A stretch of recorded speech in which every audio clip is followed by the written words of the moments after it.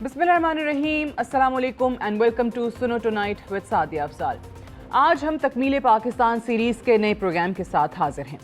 क़याम पाकिस्तान की मंजिल आसान नहीं थी। लाजवाल कुर्बानियों और जिद्दोजहद का नतीजा हमारा पाकिस्तान है।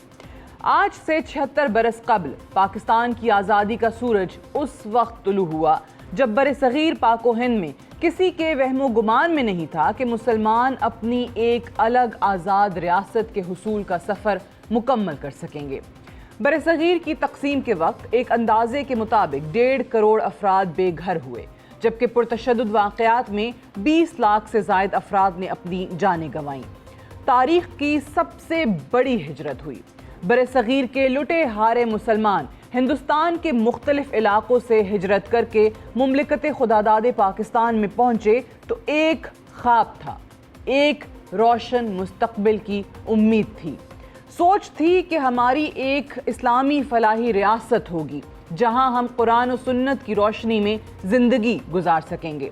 मगर आज हम फिर से ये सवाल करने पर मजबूर हैं कि क़याम पाकिस्तान का सफ़र तकमीले पाकिस्तान तक पहुँच क्यों ना सका।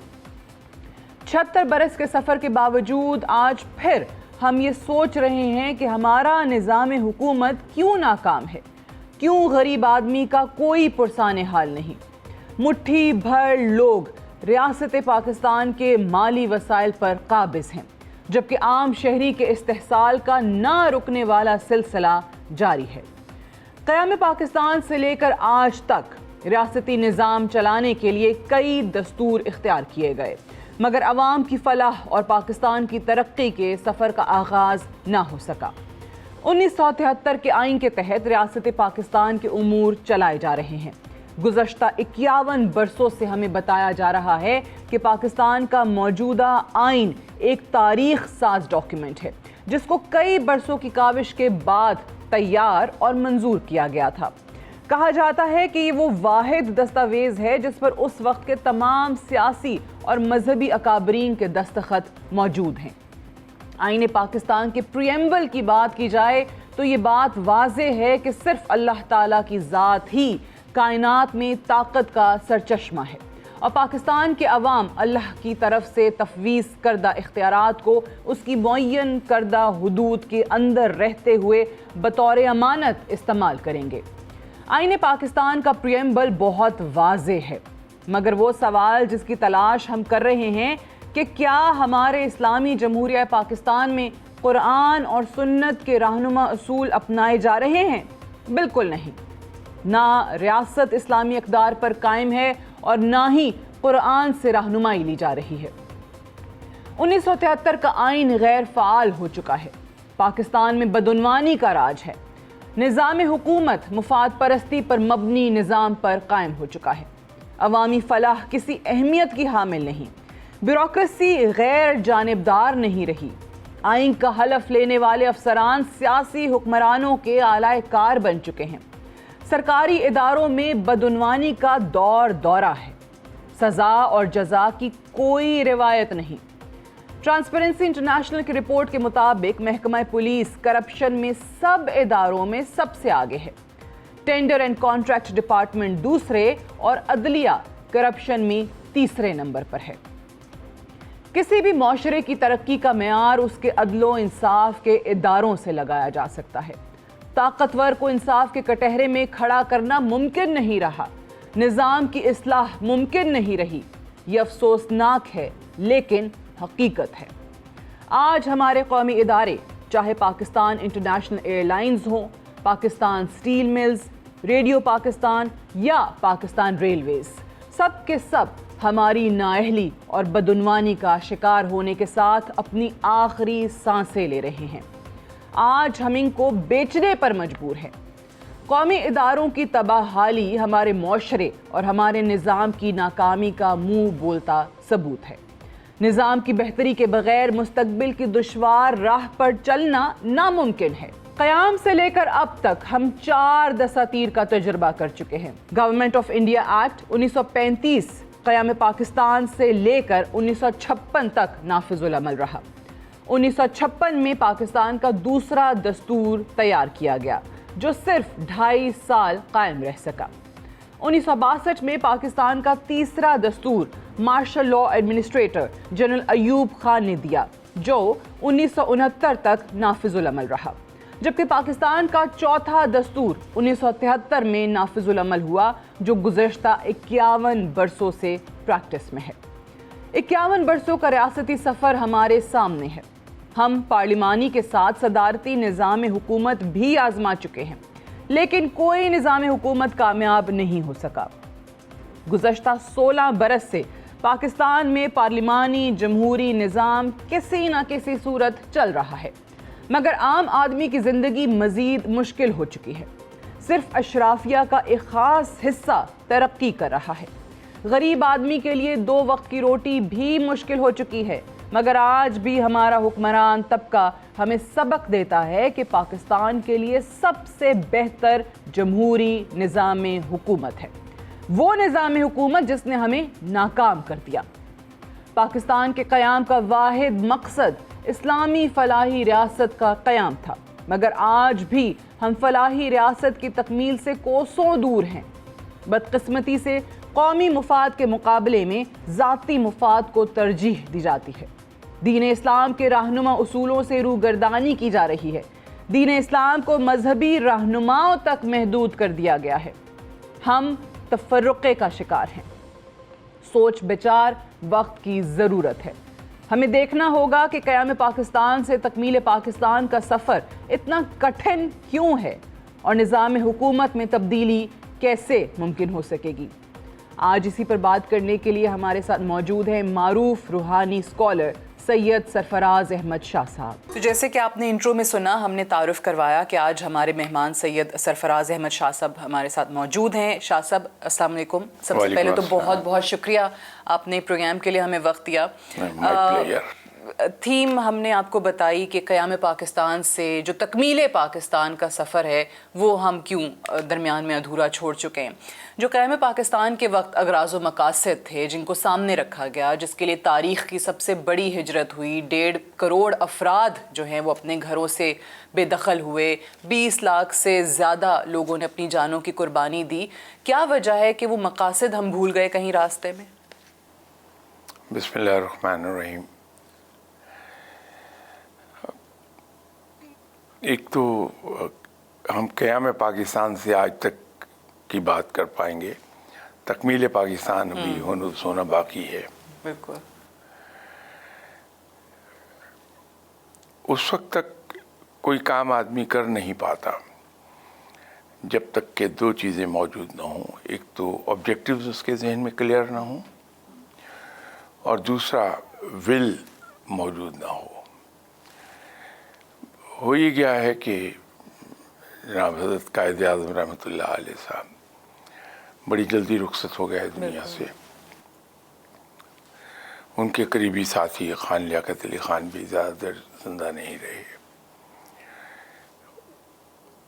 ہم نے اس کے بعد تاریخ کو خاصا ڈس آنیسٹی کے ساتھ توڑ دیا۔ ہم ہسٹری کے ساتھ آنیسٹ نہیں رہے، اور جو clear cut aims and objectives تھے پاکستان میں وجود میں آنے میں، وہ بھی ڈسٹارٹ ہوتے رہے۔ ہر آدمی نے اپنی مرضی کا مطلب نکالا، اس کو کر دیا۔ ہاں یہ ضرور ہے کہ پولیٹیکل مائلیج گین کرنے کے لیے کبھی کبھار یہ ضرور کہا جاتا رہا کہ پاکستان قائم ہوا تھا کہ یہاں اسلامی نظام نافذ ہوگا، لیکن میرا اپنا خیال، بات تو بڑی تلخ ہے، شاید اچھی نہ لگے لوگوں کو، لیکن حقیقت یہی ہے کہ سنسیریٹی ٹو پرپز بہت زیادہ موجود نہیں تھی۔ اس وجہ سے ہم اس ڈائریکشن میں قدم اٹھا نہیں سکے۔ 58 میں پولیٹیکل گورنمنٹ رخصت ہو گئی، 69 میں دوبارہ مارشل لا آ گیا۔ 71 کے اینڈ پر جب دوبارہ سے پولیٹیکل گورنمنٹ وجود میں آئی ہے، میرا خیال ہے کہ وہاں کچھ ایسے کنفیوژنس پیدا ہو گئے کہ جو مینیفیسٹو تھا پولیٹیکل پارٹی پاور میں آئی وہ آئی ایسے نعرے کے ساتھ تھی کہ جس میں ان کی اکنامک پالیسیز جی سوشلسٹ ہونی تھی. دین بے شک انہوں نے ڈکلیئر کیا کہ اسلام ہے ہمارا، لیکن ہو یہ گیا ہے کہ وہ ایک تو انفارچونیٹ قصہ ہوا تھا کہ ہمارا آدھا حصہ بالکل ہم سے جدا ہو گیا تھا، قوم صدمے کی حالت میں تھی. تو میرا خیال ہے اس وقت جو ہمارے لیڈر تھے ان کے سامنے سب سے بڑا جو مسئلہ تھا وہ تھا کہ قوم کا مورل دوبارہ ایک بار بلند کر لیا جائے، جو بہت بڑا ٹاسک تھا. گورنمنٹ کا وقت اس میں گیا اور اس کے بعد پھر کنفیوژنس مختلف پیدا ہو گئے. تو وہ پولیٹیکل گورنمنٹ بھی اس ڈائریکشن موو نہیں کر پائی، لیکن ایک اچھا کام ہوا وہ تھا کہ قادیانیوں کو بالکل غیر مسلم ڈکلیئر نان مسلم ڈکلیئر ہو گئے اس وقت کے لیڈر کے دور میں. 77 میں دوبارہ ماشاء اللہ آیا، پھر رادہ تیسری بار آ گیا. اس دور میں اسلام ایک امید تھی کہ اسلام نافذ ہو جائے گا، لیکن غالب وہ بھی شاید مسائل کے انبار میں کہیں کھو گئے. بندہ سنسیئر تھا اسلام کے لیے، جی وہ چاہتے تھے کہ اسلام آ جائے، مصلحتوں کا شکار ہو گئے، پھر مصلحتیں اور مسائل دونوں کے شکار ہو گئے. ٹھیک. تو تھوڑا بہت وہ جو کاسمیٹک ٹریٹمنٹ تھا وہ ہوا. صحیح. یہ ہم الجھ رہے ہیں اور اس کی بنیادی وجوہات وہی ہیں جو میں نے شروع میں عرض کی تھی کہ کہیں بھی کسی منزل تک پہنچنے کے لیے آپ کے پاس دو چیزیں ہونی چاہیے، منزل کا تعین اور ول. اب دونوں نظر نہیں آتی. کئی پروگرامز میں ٹی وی پر میں ایٹ اے لائٹر نوٹ ایک بات کہا کرتا ہوں کہ حکومت سے گلہ مت کیجیے، حکومت سے شکایت نہ کیجیے اور اس کو بلیم نہ کیجیے، اس لیے کہ پاکستان میں جو کوئی بھی حکومت آ جائے، کوئی بھی ہو، اس کا ایک پرابلم ہوتا ہے کہ اس کا دن کا آدھا حصہ اپوزیشن کی سازشوں سے بچنے میں گزر جاتا ہے اور بقایا آدھا حصہ اپوزیشن کے خلاف سازشیں کرنے میں. تو مسائل حل کرنے کے لیے وقت نہیں رہتا. نتیجہ یہ ہے ترجیحات بھول گئے نا. وہ آپ نے جیسے کہا کہ وہ تعین تو ہو راہ کا، وہ ہی نہیں کر پائے. تو اسی پہ اگر شاہ صاحب اب ہم جب قیام پاکستان کی بات کرتے ہیں تو ایک رات کو تو ہوا نہیں تھا، اوبیسلی اس کے لیے کئی سالوں کی ایک ایفرٹ تھی. بانیان پاکستان کی کتنی قربانیاں تھیں، اور جیسے آپ نے کہا کہ ہماری بدقسمتی کہ قائد اعظم پاکستان بننے کے فوری بعد ہی دنیا سے پردہ فرما گئے. لیکن اس وقت بڑا طے تھا، قائد اعظم کے بڑے فرمودات ہمیں مل جاتے ہیں کہ یہاں کا مذہب جو ہے وہ قرآن ہے اور سنت ہے. ہم نے اپنے قیام پاکستان کے بعد جو نسل آئی اور خاص طور سے ابھی کی جو پیڑھی پروان چڑھ رہی ہے اس کو بڑا کنفیوز کر دیا ہے. کبھی ہم کہتے ہیں نہیں قائد اعظم تو بڑے مولوی تھے، کبھی ہم کہتے ہیں نہیں قائد اعظم تو بہت سیکولر آدمی تھے، وہ تو یہ نہیں چاہتے تھے. تو یہ کنفیوژن کہاں سے آئی پھر؟ میں نے یہی شروع میں عرض کیا تھا کہ ہم نے اپنے اوپر جو ظلم ڈھایا وہ یہ ہے کہ ہم نے اپنی تاریخ کو مسخ کر دیا. یہ اسٹیبلش ہی نہیں ہونے دیا کہ ایکچولی کیا مقاصد تھے پاکستان کے قائم ہونے کے. جی. اس کو کہیں سے یہ آواز اٹھی کہ یہاں اسلام نافذ ہونا تھا، کہیں سے آواز یہ اٹھی کہ سرکاری سطح پر مذہب اسلام ہونا تھا، اور کہیں سے آواز یہ اٹھی کہ صاحب سیکولر ہونا تھا. ہم اسی کے اندر کھوئے ہوئے ہیں، سمجھ نہیں آتی کہ اصل میں حقیقت کیا تھی. جب تک کہ ہم ایک بات طے نہیں کر لیں گے کہ ہمیں اسلامی قوانین نافذ کرنے ہیں اس ملک میں، بلکہ اس سے بھی پہلے یہ طے کرنا پڑے گا کہ کانسٹیٹیوشن میں تو لکھا ہے کہ ہم اسلامک ریپبلک ہیں. جی وہ تو ڈکلیئرڈ بات ہے, کانسٹیٹیوشن کا حصہ ہے, لیکن اس کو ذہنی طور پہ ہم تسلیم کر لیں جو ہم نے لکھا ہے, اس کو ہم تسلیم نہیں کر پا رہے. مصلحتیں آڑے آتی ہیں. تو جب ہم یہ کلیئر ہو جائیں گے اپنے مائنڈ میں کہ we are an Islamic republic, تو پھر یہ ہوگا کہ کتنے عرصے میں اسلامی قوانین ہم نے نافذ کر دینے ہیں یہاں. ٹھیک. اور اس کا پھر روڈ میپ تیار ہو جائے گا, اسلام نافذ ہو جائے گا. لیکن اس کے اندر ایک چیز ہمیں دیکھنی ہوگی, اگر آپ اجازت دیں تو میں ایک اور تلخ ترین بات عرض کر دوں.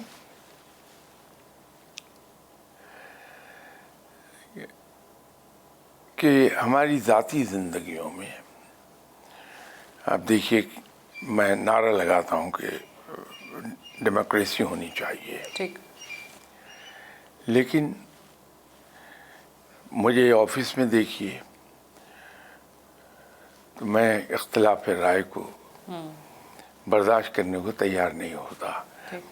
کسی ماتحت افسر کو اجازت نہیں ہے کہ میری رائے سے اختلاف کر جائے.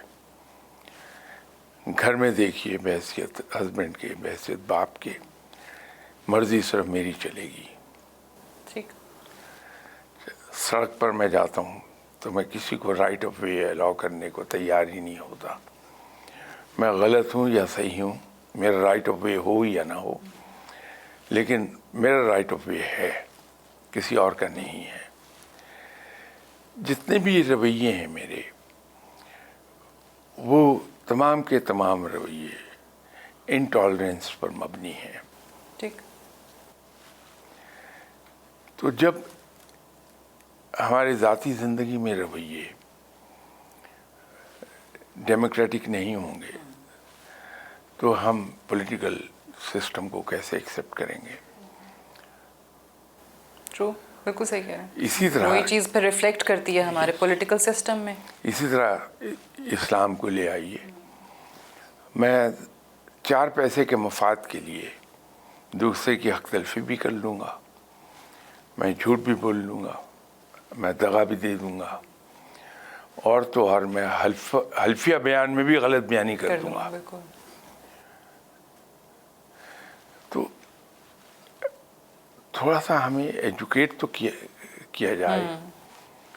ہم خود تو ہم اب آخری عمر کو ہیں, لاسٹ لیگس پر ہیں, لیکن جو نوجوان نسل نئی آ رہی ہے اس کو تو اس انداز میں ہم ایجوکیٹ کر دیں کہ کسی بھی جگہ کوئی قانون نافذ نہیں ہو سکتا تب وقت کہ میں خود اپنی ذات پر نافذ نہ کروں. بالکل صحیح. یہ آپ نے نوجوان نسل کے حوالے سے بڑی اچھی بات کی, کیونکہ ہم اپنے پروگرامز میں اکثر یونیورسٹیز کے اسٹوڈنٹس آڈینس میں ہمارے بیٹھے ہوتے ہیں, وہ سوال بھی کر رہے ہوتے ہیں پینل سے. ایک چیز جو میں نے نوٹس کی اور اس کا تذکرہ میں نے اکثر اپنے پروگرامز میں کیا بھی ہے کہ جب ہم اسلام کی بات کرتے ہیں کہ جی اسلامک لاز ہونے چاہیے, قرآن اور سنت جو ہے وہ اس ملک میں لاگو ہونا چاہیے, تو بچے جو ہیں, جو یوتھ ہے, وہ بڑا گھبراتے ہیں. اور میں کہتی ہوں کہ آپ قرآن, اسلام, سنت کی بات کرتے ہوئے گھبراتے کیوں ہیں؟ تو ان کا جواب بڑا انٹرسٹنگ ہوتا ہے کہ یہ جو ہمارا امیج بن چکا ہے, ایک پرسیپشن مسلمان کا بن چکا ہے پوری دنیا میں, سو آپ کیا چاہتے ہیں کہ اگر ہم اسلامک لاز لگا دیں گے تو ہمیں تو پوری دنیا کہے گی کہ جو ہیں ہی دہشت گرد, یہ تو ہیں ہی ایکسٹریمسٹ. سو اسلام کو کنیکٹ ایکسٹریمزم سے کر رہی ہے یوتھ اس وقت.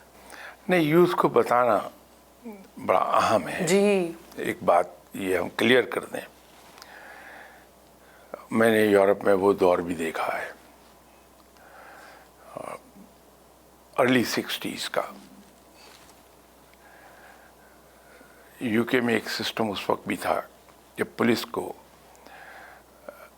روک کر سرچ کرنے کی اجازت تھی, اس کو سنیپ چیکنگ کہتے ہیں. پہلا کام اس چیکنگ میں یہ ہوتا ہے کہ وہ یہ چیک کرتے ہیں کہ آپ نے شراب کتنی پی ہے, اس کے بعد باقی چیکنگ ہوگی. تو ارلی 60s کی بات کر رہا ہوں میں. اگر فٹ پاتھ پر چلتے ہوئے پولیس نے اچانک روک لیا اور اس نے وہ آپ کو دیا کہ یہ لیجیے اس میں بلو کیجیے، تو آپ نے مسکراتے ہوئے کہہ دیا کہ آئی ایم مسلم، تو ایک دم ایک قدم پیچھے ہٹ گئے ہو، I am sorry please go. بالکل یہ مسلمان کا امیج تھا ارلی 60s. ابھی عالم یہ ہے کہ میں اگر امیگریشن ڈیسک پر کہتا ہوں کہ میں پاکستانی ہوں تو سب سے پہلے تو مجھے کتوں کے سامنے سے گزارا جاتا ہے، میرے سوٹ کیسز کے سامان کو. جی. امیگریشن ڈیسک والا 10 فالتو کویسچن پوچھتا ہے مجھ سے. ایسے انٹل 78 یہی امیگریشن ڈیسک ہوتے تھے. آپ جائیے، پاسپورٹ دیجیے، نو کویسچنز آسکڈ، اسٹیمپ کرے گا اور آپ سے کہے گا کہ enjoy your stay in you کے. اور اس سے پہلے ارلی 70s میں وہ چند ایک بروشرز دیتا تھا کہ during your stay in UK you are entitled to this this this. Okay those privileges. اب وہ چاہتا ہے کہ میں نہ ہی ہوں تو بالکل. یہ امیج ہم نے خود خراب کیا ہے جھوٹ بول بول کے. یہ امیج اسی وقت ٹھیک ہوگا کہ اسلام کے 2 حصے ہیں جو نوجوان گھبراتے ہیں اسلام کا نام سن کے کہ اسلامک لاز آ گئے تو کیا ہوگا.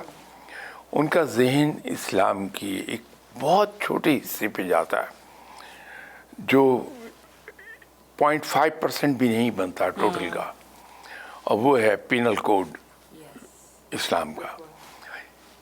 میرے اپنا اندازہ ہے، I am not very sure, لیکن اندازہ ہے کہ یہ دنیا کا سب سے مختصر پینل کوڈ ہے کہ آپ حدود جو لاگو ہوتی ہیں ان کو انگلیوں پہ گنیے، پورے ہاتھ کی گروں پر نہیں آئیں گی، وہ کم ہے.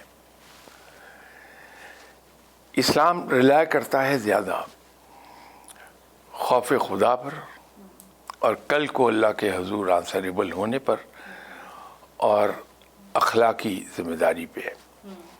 سزاؤں پہ ریلائے نہیں کر رہا. وہ سزائیں میجر جو جرائم ہیں جو معاشرے کو تباہ کر دیں گے صرف ان پر حدود جاری ہوئی ہیں. بالکل صحیح. ابھی دنیا کا کون سا قانون ہے جس کے اندر یہ سہولت دی گئی ہو چور کو کہ اگر اس نے ضرورت کے تحت چوری کی ہے اور یہ اسٹیبلش کر دیا، میرے بچے بھوکے تھے، میں بحیثیت باپ مجبور ہو گیا اور میں نے چوری کر لی، میں بھوکا تھا اور زندگی کے ساتھ رشتہ رکھنے کے لیے مجھے روٹی چاہیے تھی جو میں نے چوری کر لی، تو ہاتھ نہیں کٹتا، الٹا گورنمنٹ مجھے سپورٹ دیتی ہے. بالکل. دنیا کا ایسا کون سا قانون ہے جو معاف کر دے گا؟ تو اسلام میں سزائیں نہ تو اندھادھند ہیں نہ خوفناک ہیں، وہ چند ایک چیزیں ہیں جس سے معاشرہ تباہ ہوتا ہے. ٹھیک. تو پورے معاشرے کو پروٹیکٹ کرنے کے لیے وہ حدود جاری ہوتی ہیں. جی. ادروائز باقی سارے کا سارا کام خوف خدا، اللہ کو جواب دہی کا خوف اور اخلاقی اس پر بنیاد ہے اس کی. اگر اسلام آ جاتا ہے اور ہم ایز انڈیویجولز اپنے آپ کو اسلام کے مطابق ڈھال لیتے ہیں اپنی زندگی کو، تو یقین کیجئے کہ شاذ و نادری کہیں حدود نافذ ہونے کی نوبت آئے جس سے گھبراتے ہیں. یہ بچے اس سے گھبراتے ہیں. ان کو اگر کلیئر کر دیا جائے کہ آپ یہ تو دیکھیے کہ حدود کس کس جرم پر نافذ ہو رہی ہے. پتہ نہیں ہے نا، نالج نہیں ہے، آپ نے بتایا نہیں، سکھایا نہیں ان کو. جی. سود سب سے کڑی سزا اسی کی دکھائی گئی ہے. سزا کیا ہے کہ آپ اللہ اور اس کے رسول صلی اللہ علیہ وسلم کے خلاف جنگ کرتے ہیں. بالکل. سزا نہیں ہے کوئی، جنگ کا بتایا گیا ہے. آپ کسی کا حق مارتے ہیں تو کوئی فرشتہ آ کے سزا نہیں دے رہا. جی. لیکن یہ خوف کہ مجھے کل کو اللہ کے حضور جواب دینا ہوگا، وہ کافی ہے کسی کا حق مارنے سے روکنے کے لیے. بالکل. تو اسلام نے تو اس کو زیادہ ایکسرسائز کیا. تو اسلام کی اسٹڈی تھوڑی سی ہم ڈیپلی کر لیں کہ اسلام کہتا کیا ہے. بالکل صحیح. ٹھیک ہے کہ بہت زیادہ مسکنسیپشنز جو ہیں وہ پھیلا دی گئیں, کنفیوژن جو ہے وہ وہاں سے آئی کیونکہ انڈرسٹینڈنگ ہی نہیں ہو سکی ریلیجن کی. ول ٹیک اے بریک ہے, بریک سے واپس آئیں گے. سید سرفراز احمد شاہ صاحب ہمارے ساتھ موجود ہیں اور بڑے دلچسپ ہماری گفتگو ان سے جاری ہے. اسی کو آگے بڑھائیں گے right after this short break. Stay tuned. Welcome back. Programme میں ایک بار پھر سے خوش آمدید. Suno tonight with Sadia Afzaal کی ہماری یہ تکمیل پاکستان سیریز کے پروگرامز آپ دیکھ رہے ہیں, اور آج ہم معروف روحانی اسکالر سید سرفراز احمد شاہ صاحب کے ساتھ موجود ہیں, اور ان سے ہم بات کر رہے ہیں, ان سے سیکھنے کی کوشش کر رہے ہیں کہ جن اغراض و مقاصد کا ہم بے تحاشا ذکر سنتے آئے ہیں قیام پاکستان کے وقت, جو ملحوظ خاطر رکھے گئے تھے, وہ آج اگر ہم ان سے دور ہوئے ہیں تو کیوں ہوئے ہیں, اور کس طریقے سے ہم واپس اسلام کو, قرآن کو, سنت کو, وہ تمام رہنما اصول جو رسول پاک صلی اللہ علیہ وآلہ وسلم نے ہم تک پہنچائے ہیں, اللہ کے دین کو بطور ایک تکمیلی صورت میں اپنی امت کے سپرد کیا ہے, ان کو ہم کیسے اپنی زندگیوں میں شامل کر سکتے ہیں. اب شاہ صاحب موجودہ حالات پہ آتے ہیں. اس ملک کا قیام تو ہو گیا, چیلنجز بھی بے تحاشا ہیں, اندرونی چیلنجز غالباً زیادہ ہیں بیرونی چیلنجز سے, کیونکہ ہم آپس میں بہت تفرقے کا شکار ہیں. ہم نے اس ملک میں ایک طریقے کا جیسا بھی ہے جمہوری نظام بھی دیکھ لیا, ہم نے صدارتی نظام بھی دیکھ لیا, آپ نے ابھی وہ ڈکٹیٹرشپ کا جو ذکر کیا تھا, تمام چیزیں ہم نے آزما لیں. پھر بھی ہم دیکھتے ہیں کہ عوام کو کہیں کسی نظام حکومت سے ریلیف نہ مل سکا. سو آپ کو لگتا ہے کہ سسٹم میں ہی فلاز ہیں کہ ہم واقعی ان اغراض سے دور ہو گئے, ان مقاصد سے دور ہو گئے, ان کو لاگو نہیں کر سکے, اور اسی وجہ سے ہم نے ایک روایتی قومی ریاست بنانے کی اس کو کوشش کی جو کہ ایک نظریاتی ریاست تھی؟ میرا ایکسپیرینس یہ کہتا ہے, جو آف کورس زیادہ نہیں ہو سکتا, کہ سسٹم دنیا میں کوئی بھی ہو, کتنا ہی بہترین سسٹم لے آئیے, اگر اس کو ہم پراپرلی امپلیمنٹ نہیں کرتے and we don't allow to operate, کوئی سسٹم کامیاب نہیں ہو سکتا. ٹرانسپیرنسی انٹرنیشنل کی رپورٹ کے مطابق آپ کا جو عدلیہ کا محکمہ ہے وہ کہتے ہیں کرپشن میں تیسرے نمبر پہ پاکستان میں. میں 67 کی شاید بات کر رہا ہوں یا 66, either of these, either it was 1966 or 1967. Urdu digest میں ہمارے جو پہلے وزیر خارجہ تھے سر ظفر اللہ خان, ان کا انٹرویو چھپا, اور انٹرویو لینے والے تھے الطاف حسن قریشی صاحب. ان کو خاص ملکہ حاصل ہے انٹرویو لینے کا, بڑے پولائٹ لہجے میں ریشم میں لپیٹ کے بڑے تلخ سوال کر لیتے ہیں. انہوں نے ایک سوال پوچھا کہ صاحب ہمارے یہاں جو صورتحال خراب ہو رہی ہے, آپ کے خیال میں اس کی ریزن کیا ہے؟ تو جواب آیا کہ ٹالرنس. ٹھیک. تو الطاف حسن قریشی صاحب نے حیرت کا اظہار کیا اور کہا کہ کمال ہے صاحب, پاکستان اسلامی ملک ہے, اور اسلام میں ٹالرنس ہی تو تلقین ہوتی ہے, تو آپ اسی کو برا کہہ رہے ہیں. انہوں نے کہا کہ نہیں, ہمیں یہ دیکھنا ہوگا کہ اسلام کس ٹالرنس کی بات کرتا ہے, کہ ہمارے اندر انتہا درجے کی ٹالرنس ہونی چاہیے. تو انہوں نے اسے یوں کلیئر کیا کہ اسلام جس ٹالرنس کی تلقین کرتا ہے وہ انسان کی ذاتی زندگی میں ہے, ٹھیک ہے, لیکن قومی زندگی میں وہ نہیں, ٹالرنس زیرو ہے. ہم نے اس کو الٹ لیا, ذاتی زندگی میں ٹالرنس زیرو کر دی, اور قومی زندگی میں بے تحاشا ٹالرنس ہے. تو جب یہ ہو جائے گا تو پھر لاقانونیت کا راستہ کھل جاتا ہے. صحیح. آپ نے جہاں سے بھی بات شروع کی تھی اسی کو آگے بڑھاتے ہوئے, آپ نے کیونکہ خود بہت زیادہ سرکاری اداروں کے اندر بھی سرو کیا ہے, ہمارے یہاں بطور قوم جس رویے کی آپ بات کر رہے تھے, یہاں پہ بدعنوانی کا راج ہے, کرپشن عام ہے. جو آپ کے اسٹیٹ اونڈ انٹرپرائزز ہیں ان کی حالت دیکھیے کہ ہم ان کو بیچنے کو تیار ہیں.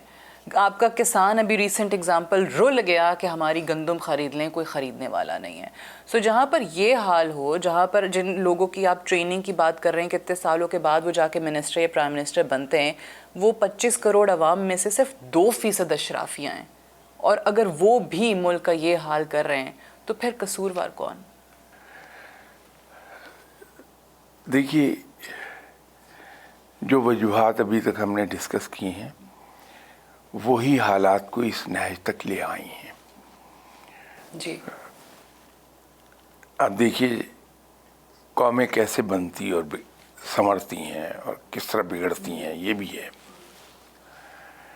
آپ تو بہت ینگ ہیں, لیکن جس زمانے میں ہم اسٹوڈنٹ تھے, کلاس 6-7 میں پڑھتے تھے, جب ہائی اسکول میں تھے تو سائیکل بہت چلائی, ایون ان کالج بہت چلائی بائسیکل.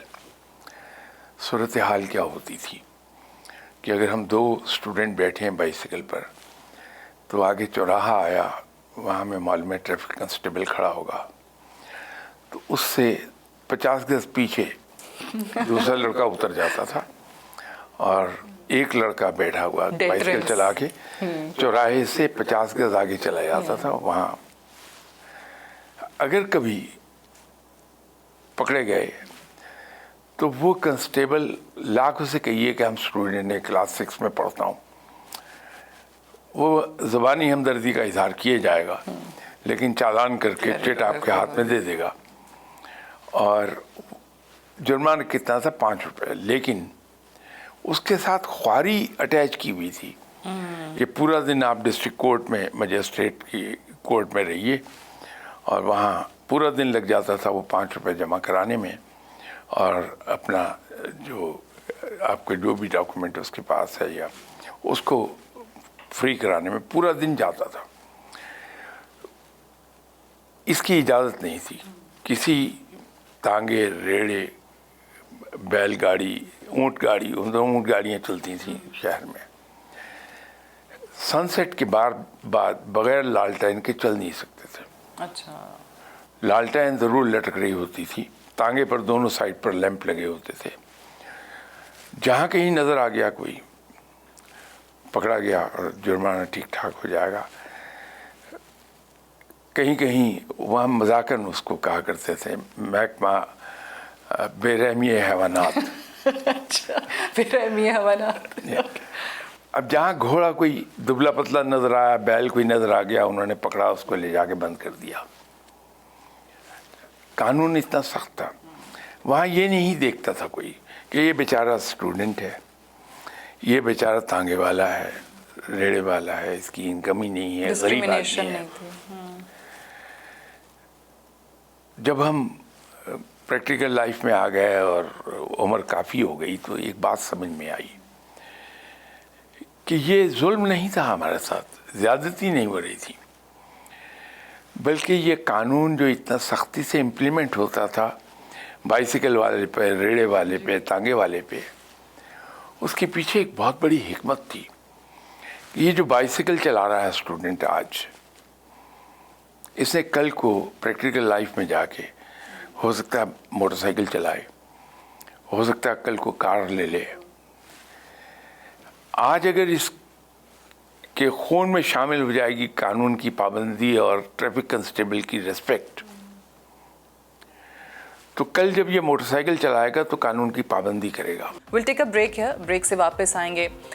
سید سرفراز احمد شاہ صاحب ہمارے ساتھ موجود ہیں اور بڑے دلچسپ ہماری گفتگو سے جاری ہے. اسی کو آگے بڑھائیں گے right after this short break. Stay tuned. Welcome back. Programme میں ایک بار پھر سے خوش آمدید. Suno tonight with Sadia Afzaal کی ہماری یہ تکمیل پاکستان سیریز کے پروگرامز آپ دیکھ رہے ہیں, اور آج ہم معروف روحانی اسکالر سید سرفراز احمد شاہ صاحب کے ساتھ موجود ہیں. ابھی جتنی بھی ہم نے باتیں, کیونکہ ہمارے پاس ٹائم تھوڑا ہے, اس کو ذرا ریپ اپ کرتے ہیں. ہم نے فلاز گنوائے جو ابھی تک ہمیں سسٹم میں نظر آتے ہیں, اس کی وجوہات آپ نے تفصیل سے بتا دیں. اب ایک حل تو آپ نے بھی قانون کے اطلاق کا بتا دیا. اس کے علاوہ آپ کیا سجیسٹ کرتے ہیں کہ کیا کیا ہونا چاہیے اگر واقعی نظام حکومت چلنا ہے؟ پہلی بات تو یہ ہے کہ یہ مت ہم دیکھیں کہ ہم 60s کے دور میں واپس جا رہے ہیں. हम सिस्टम को काम करने दें। ठीक। एक बहुत बड़ी गलती कर रहे हैं। जिस चीज़ को हमने ये समझा है कि ये खूबी है, वो असल में बहुत बड़ी खामी है। हमारे यहाँ जो विम्स पर हुकूमत होती है वो गलत है। ठीक। कि आपका रूलर कोई भी हो, मैं किसी एक की बात नहीं कर रहा है, वो कराची में जाएंगे तो वहाँ अनाउंस कर देंगे मैं 150 अरब रुपया देता हूँ कराची को ठीक होने के लिए। कहीं एक्सीडेंट हो गया तो उसका सिस्टम को काम नहीं हम करने दे रहे। System must be put to work. ठीक है। ओके। शुरू में ऐसा लगता है कि इसमें डिले है और होती है, लेकिन सिस्टम में जब चीज़ें आ जाती हैं, अब हम अनाउंस करते हैं कि साहब वो एक्सीडेंट हो गया, उसके अंदर जो बेचारे जान से चले गए वो या ज़ख्मी हैं उनको इतना इतना पैसा गवर्नमेंट देगी। दुनिया के किस मुल्क में ये हो रहा है? सिस्टम है, ऑटोमेटिकली इंश्योरेंस कंपनी जहाँ पे वो बस रजिस्टर्ड इंश्योर्ड है, जी, दे शुड डू दैट। बिल्कुल। एयरलाइंस में ये है, वो इंश्योरेंस कंपनी पे कर देती है, किसी को परेशान होने की ज़रूरत नहीं है, ऑटोमेटिकली वो। बट हमारे यहाँ compensation जाके करेगा। ऐलान करना है और हुक्म सादिर करना है। इससे निकलना होगा। हमारे यहाँ ये है कि द टॉप मैन जी। वो दुकानों पर जाके रेट चेक कर रहा है। He is not supposed to do this, he is to do man size job. बिल्कुल ठीक। जिस पोजीशन को होल्ड किए है उसको अपने मैन साइज जॉब करना है, डिलीवर करना है। अगर उसको ये काम करने हैं, then is a very expensive food inspector. वो नहीं होना चाहिए, पाकिस्तान अफोर्ड नहीं करता। ठीक। सिस्टम को ले आइए वापस, चीज़ें ठीक हो जाएंगी। आपके पास तमाम कवानीन 60s में भी मौजूद थे, 50s में भी मौजूद थे, आज भी हैं। नए कानून को लाने की ज़रूरत नहीं है। मैनेजमेंट का एक सीधा सा असूल है कि जब ये देखा जाए कि कोई ऑफिसर ऑफिस ऑर्डर्स हर बात पर नया निकालता है, जी, समझ लीजिए कि वो इनएफिशिएंट है, कि वो पहले वाले ऑर्डर पे ही अमल नहीं करवा पा रहा। अमल नहीं करवा पा रहा। अगर वो नया स्टाफ भर्ती कर रहा है कि एक काम करना है, वो ये एक आदमी डिले कर रहा है, नहीं हो रहा है, एक और आदमी रख लो, वहाँ 2 रख लो, 3 रख लो, हम ये कहते हैं कि वो ऑफिसर खुद नाअहल है, गेट रिड ऑफ हिम। उसको ऑफिसर होने की क्वालिफिकेशन यही है, he should know how to work, tech work out of others. वरना फिर उस सीट पे बैठने का वो अहल नहीं है। अहल नहीं है। बिल्कुल। चल ये हमें करने चीज़ें हुकूमत के अंदर भी लाना होगा। सही। शाह साहब, चीज़ें तो बहुत हैं, बड़ी दिलचस्प गुफ्तगू जारी है, लेकिन वक्त की किल्लत है, तशनगी बाकी रह गई, बट इसको आगे किसी और नशिस्त के लिए उठा रखते हैं। बहुत बहुत शुक्रिया आपने प्रोग्राम के लिए वक्त दिया। आज के लिए इतना ही, आपसे कल मुलाकात होगी। इजाज़त दीजिए, खुदा हाफ़िज़।